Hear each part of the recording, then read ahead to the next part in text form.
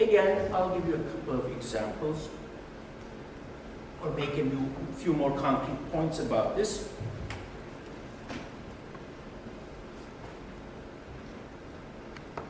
This time, looking again at the areas that we consider generally within the realm of the natural sciences or the applied sciences: environment, nutrition, health, infrastructure. Now, to a large degree, obviously, these are matters of technical expertise and sound management. Engineering, economics, administrative sciences, fine, excellent. But they are also matters of philosophy and ethics. And in that respect, natural science cannot be divorced from the humanities and its interpretive efforts. Every fact and everything, take a bridge. Bridge came to me because I guess there is a discussion about a third bridge in Islam. But we could take any other infrastructural development. A hospital, which looks on the point of politics and ethics so readily acceptable, so wonderful that there is no reason to question it. But all elements of the environment, nutrition, health, infrastructure, as worked on by the natural and the applied sciences, once they become part of our human lives, mean something. And that meaning cannot be treated as already there, waiting to be excavated through a mechanical procedure of archaeology. That meaning is there, the bridge, we know what that means, we can just go and excavate it. Bridges, roads, hospitals, they all mean something. Aesthetically at least, and that too goes beyond engineering. They are not merely carriers of some social function, which may be the most important thing to know about them, but they are also carriers of social meaning. And meaning in a real complex society is always contested, debated, conflictual, and hence also political. There is no apolitical engineering. Hence, even if you are dead certain that all you ever really want to be is an engineer, you need the analytical skills of the humanities. You need the interpretive capabilities that I hope you will be developing by being exposed to, by engaging with the humanities.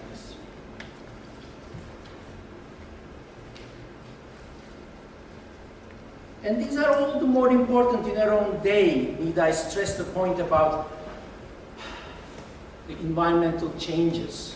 For the first time since the Neolithic, since the agrarian revolution, and this one I knew, I didn't have to look it up. It's part of the historian's toolkit to talk of the Neolithic revolution, which is, say, 10,000 years ago, to put it very short. The agrarian revolution. For the first time since the agrarian revolution, urban populations have outstripped agrarian and pastoralist ones. Namely, in your lifetimes, some momentous change has taken place that we generally do not speak about. There are more people living in the cities in the world for the first time in the last 10,000 years, and there were no cities to talk about before than India. There are more people living in the cities than there are in the countryside.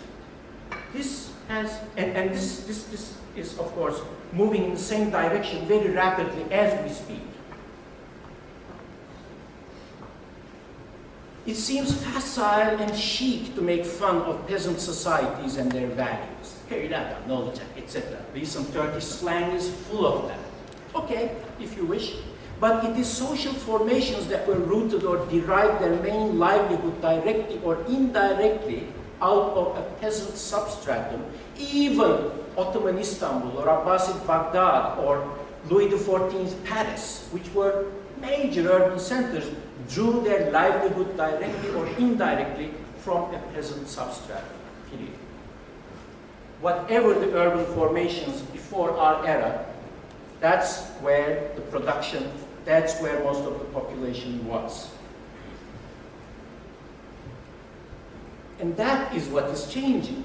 those societies, those kinds of societies had developed notions of generosity and kindness, respect for others, preferences for war and peace, hostility or accommodation. There may be a good deal that you find objectionable in this, fine, but it's disappearing and we don't know exactly how we shall move from here. There is no obvious roadmap. There is a very clear need for recalibration of values and sentiments and approaches that have been in the making for 10,000 years at least. But what kind of a recalibration that will be is really up to us.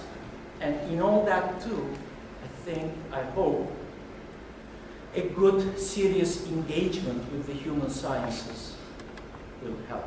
It is not simply a matter of the abstract, or rather the external environment, namely. It is also a matter of the kinds of changes we are living through constitute a matter of profound changes in the environment.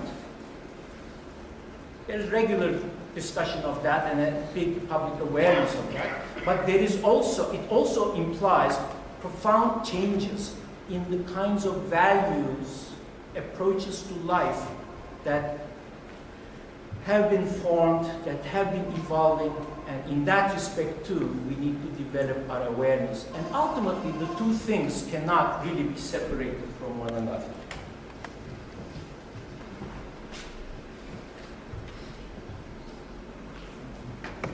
Whatever we do with all of this, it cannot be done without the analytical skills of the humanities and good historical thinking. I have to watch the time.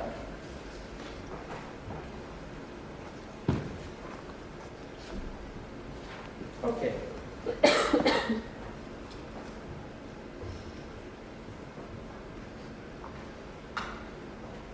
So, how is this course constructed? How does it look to me? How should you approach it? These are also big questions. I have the luxury of not having had to organize the course. I can look at it very critically. And the first thing that comes to mind is to question what we might call the canon. I knew what that meant, but I looked it up. And by the way, I looked it up in order to find the best definition for using in this class, and I looked it up in several dictionaries. Please do not underestimate the fact that there are many dictionaries. They provide different things, different goods. And if you turn to more than one, I think you'll find it to your benefit.